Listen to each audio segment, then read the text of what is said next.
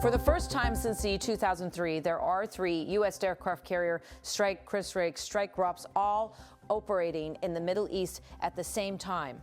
It is a simple sentence with enormous implications. 3 carrier strike groups, each a mobile airfield, a floating city of sailors and Marines, a concentrated engine of combat power, arrayed across a neighborhood of ocean that funnels a fifth of the world's seaborne oil.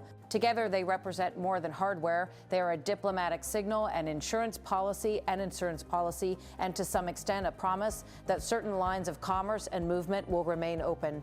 The carriers named at the center of this deployment are familiar symbols of American naval might: the Abraham Lincoln, the Gerald R. Ford, and the George H.W.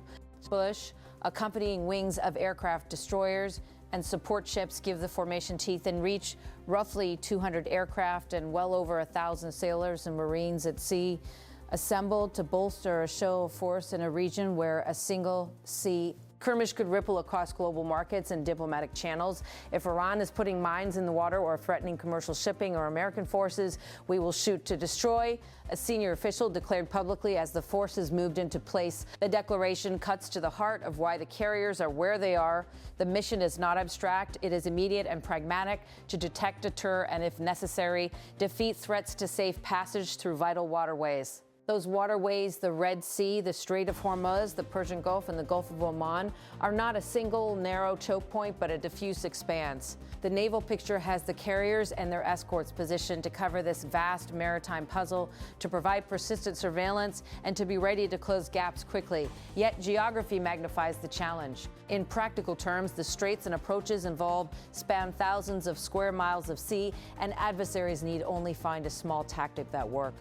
Once to create outsized disruption, the threat that brought this posture into being is not speculative. In recent weeks and months, maritime incidents and a campaign of harassment and disruption have prompted concern that mines and other asymmetric measures could be used to block shipping. According to assessments circulated within military channels, mines began appearing in the theater after a major attack on February 28th. By March, there were indications that placement and deployment had accelerated. The prospect of mines in major shipping lanes is not theoretical. They can halt tanker and cargo flows, raise insurance rates, shrink tanker availability, and in turn squeeze supply chains and price stability across global markets. History looms as a cautionary backdrop. The failed 1979 rescue attempt in Iran, the operation whose painful lessons became a spur to rebuild and refine American special operations, remains a touchstone for planners. The episode is recalled not simply as an operational failure, but as a turning point that reshaped doctrine, capability, and the institutional approach to resolving hostage crises and other high-risk contingencies. It is a reminder that the gulf between intention and execution can be wide, that complicated joint operations demand not only courage, but careful planning, interoperability, and the right mix of technology and training. Into that space step men and women with names and reputations earned in hard places. Mike Sorelli, a retired Navy SEAL and former reconnaissance Marine, put the current posture in blunt terms. He described the image of the fleet overlay as evoking powerful emotion. I feel as fear. That's pure fear. That's a wrath that nobody should be on the receiving end of. If they are, they'll never forget it. Those words capture the psychological dimension of deterrence. Sometimes the imposition of overwhelming capacity is intended not to be used, but to deter use in the first place. Sorelli's view is operationally specific. A single carrier strike group brings a certain ability to act. He put it succinctly: 1 carrier strike group will punish, 2 will dominate. 3 brings a wrath that nobody should be on the receiving end of. The logic is straightforward. Layering more assets creates redundancy, faster tempo, depth of response, and flexibility to assign different missions, from strike operations to mine countermeasures to persistent intelligence, surveillance, and reconnaissance. That mix matters when the adversary is expected to use small, fast boats, mines, and other asymmetric tools. Memories of the USS Cole attack and the proliferation of fast attack tactics in the region shape how planners think about layered defenses. Small boats are lethal when used creatively and in numbers. Mines are efficient at creating disproportionate disruption. Both are difficult to counter without time, persistence, and a full spectrum of capabilities. Can the United States prevent mines from being laid? Can it sweep and neutralize them fast enough to keep global commerce moving? The short answers officials and experienced operators give are direct. Can we? Yes. Will we? Yes. What follows that admission is equally candid. It takes time. Identifying, classifying, and removing mines in a swath of water that stretches for thousands of square miles is painstaking work. It requires persistent ISR, long-range sensors, maritime patrol aircraft, drones, and shipborne systems to find hostile activity and then to cue specialized assets to act. Mine warfare itself has evolved. Iran and other actors maintain a range of naval mines, from simpler moored mines to more advanced bottom-influence mines that can detect the magnetic or acoustic signature of a passing hull. Each type requires different countermeasures. Moored mines can sometimes be neutralized by explosive ordnance disposal teams or by mechanical sweep systems. Influence mines demand classification tools that can discriminate between a merchant hull and a military target, and increasingly sophisticated unmanned vessels and sensors that can map seabeds and identify anomalies. Technology is part of the answer. Unmanned surface vessels and remotely operated vehicles have become central to modern mine countermeasure operations. LIDAR-equipped platforms, wide-area maritime surveillance systems, and autonomous systems reduce risks to sailors while extending the reach of detection. Electronic warfare and integrated strike capabilities, the destroyers, missile batteries, carrier aircraft with precision munitions such as Tomahawks provide options to neutralize both the mines once located and the networks that must be targeted to prevent further deployments. But detectors and drones operate within a strategic web. To do their job, they must be able to identify, track, and then pass engagements to strike assets in a coordinated sequence. That requires command and control that can fuse multiple streams of data, and real time.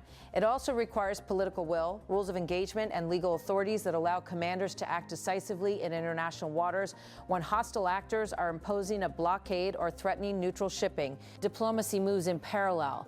The presence of 3 carrier strike groups is not a decision made in a vacuum. It is calibrated to exert political pressure as well as to provide military options. In theatrical terms, the assemblage raises the stakes at negotiating tables, including talks that have been referenced in parallel to these deployments by introducing the credible prospect that diplomatic pressure could be translated into immediate military options. That is sometimes useful. It is also a dangerous lever. Escalation is a real risk if signals are misread on either side. The economic consequences of a sustained blockade or repeated disruptions are immediate and visible. Port operations strain, oil facilities and refineries adjust production, supply chains reconfigure, and prices respond upstream and downstream. Even temporary closures of key maritime routes create ripples through global trade, affecting energy markets and consumer goods alike. In essence, a tactic that costs a few $1,000s to lay can impose millions, if not billions, in economic spillover. The international response matters too. Critics point out that mine laying and attacks on commercial shipping are not just American problems, they are global ones. Yet, calls for a coordinated multinational maritime security presence have been met with varying degrees of enthusiasm. The perception that the global community has been slow to mount a unified naval response is part of the current calculus for operational planners. Multinational coalitions bring complexity, interoperability, differing rules of engagement, and political constraints, but they also spread burden and legitimacy. Within the fleet, responses are multi-layered. Destroyers provide escort and miss. SIL defense, littoral combat ships and mine countermeasure units focus on clearance. Carrier air wings deliver rapid strike and persistent airborne ISR. Submarines add stealthy surveillance and strike options. The carriers themselves are command hubs that can coordinate strikes, protect high-value shipping, and provide medical and logistics support. Taken together, the formation creates options short of full-scale conflict, interdiction of hostile vessels, targeted strikes against missile and drone emplacements, and intensive clearance operations to reopen lanes. Yet planners and veterans alike emphasize patience. Clearance sweeps are methodical, often noisy, and always dangerous. Finding a mine is only the first step. Identifying its type, mapping its neighbors, and neutralizing it without creating wider hazards take time and technical skill. Cirelli's reassurance, blunt and repetitive, underscores the operational reality. We have the capability. To your point, it's a large region, our large body of water. It just takes a little bit of time, takes persistence and commitment. There are no simple moral absolutes in these moments. Deterrence requires credibility. Credibility demands demonstration, but demonstration risks miscalculation. A carrier group operating in international waters projects power. A precision strike against a mine-laying vessel can be justified under international law. Still, the threshold for kinetic action requires careful legal, political, and military choreography. Commanders must weigh the imperative to keep sea lanes open against against the danger that action could prompt retaliation and escalation. For commercial mariners and shipping companies, the calculus is pragmatic. Reroute if you must, insure at a premium if you must, but move the cargo. For nations reliant on imported energy, the stakes are national and immediate. For regional partners and adversaries, the deployment of such concentrated force sends a message about commitment and capability. And for the sailors and Marines aboard those ships, the posture is professional and practical. Patrol, detect, deter, and be ready to act. There is also a human dimension to every maneuver. Sailors on watch, explosive ordnance disposal technicians crouched in small boats, aviators returning from long sorties, intel and analysts parsing intercepts and imagery. Each plays a role in converting strategic intent into operational effect. Every successful sweep, every avoided collision, every de-escalatory conversation ashore reduces the chance that a single incident will widen into conflict. So the picture at sea is both stark and, in a certain sense, familiar. The mosaic of carriers, escorts, and aircraft recalls decades of naval deployments that blended demonstration with readiness. What has changed is the array of tools available to both sides: drones and unmanned systems, network sensors, precision-guided munitions, and electronic warfare, and the speed with which incidents can unfold and be publicized in the months to come. A few outcomes seem likely. The most immediate goal is to ensure the free flow of commerce through key waterways. Achieving that will require sustained operations to find and clear mines, deter small boat harassment, and reassure commercial operators. Diplomatically, pressure will continue on multiple tracks. Efforts to de-escalate parallel negotiations and the kind of messaging that couples military readiness with opportunities for a political solution. Ultimately, the deployment of 3 carrier strike groups is an expression of risk management writ large. It is an attempt to control a dangerous problem through presence, capability, and readiness to act. As one experienced operator put it, they're prepared if the talks to go back to bring hell. Those are stark words, and they are a reminder that behind every posture, every quote, and every sortie, there is a chain of decisions linking boots on deck to strategy in the capital.